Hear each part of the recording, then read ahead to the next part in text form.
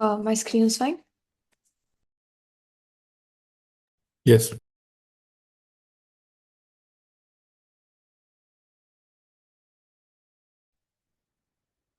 All right. Thank you, Suprita, and thank you to the conference organizers for this opportunity. I hope you can hear me well. And I think we can move to the presentation. Perfect. So today I'm presenting this work in progress, which was also part of my PhD dissertation, Indigenous Insights on Regenerative Entrepreneurship, Sufficiency Boundaries, and Politics of Support. We can move to the next. Perfect. Thank you so much.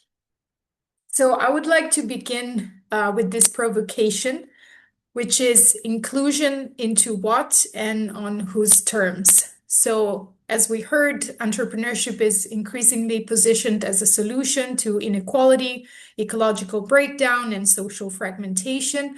Governments, development agencies, universities promote it as pathway to inclusion, sustainability, and development.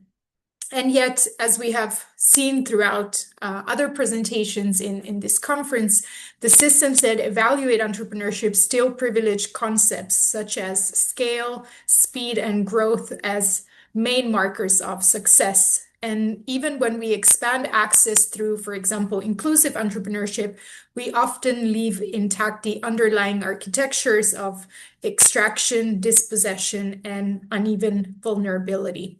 And this creates a tension. So when justice is framed mainly as market participation, entrepreneurship risks functioning less as a transformative practice and more as an assimilation project.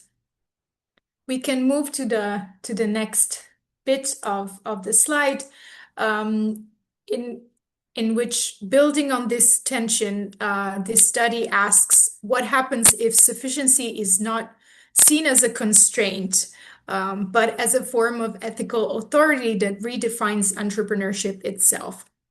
So to explore this, I draw on a year-long ethnography study with Indigenous actors that I conducted in Australia. And what emerges is a reframing of entrepreneurship through three interrelated dynamics.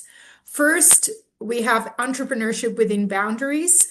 So participants describe entrepreneurship as legitimate only when it happens within ecological and social limits.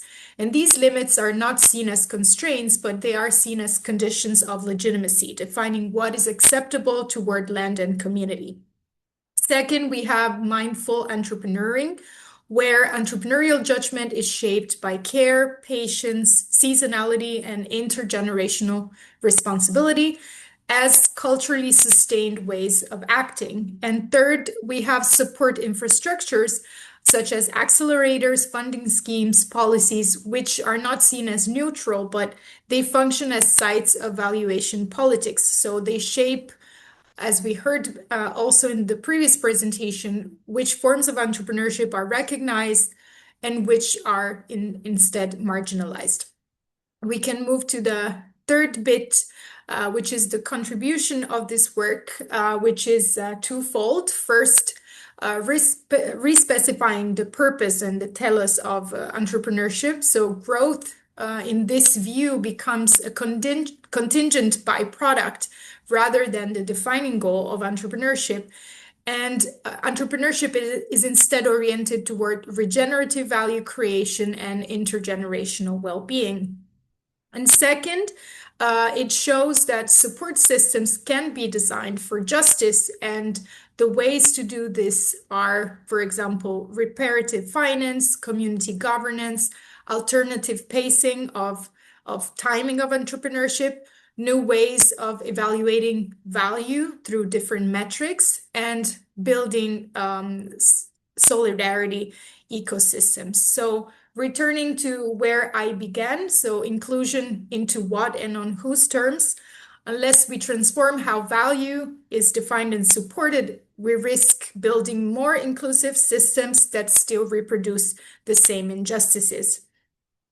So thank you so much for your attention, and I'm looking forward to the discussion in the breakout rooms.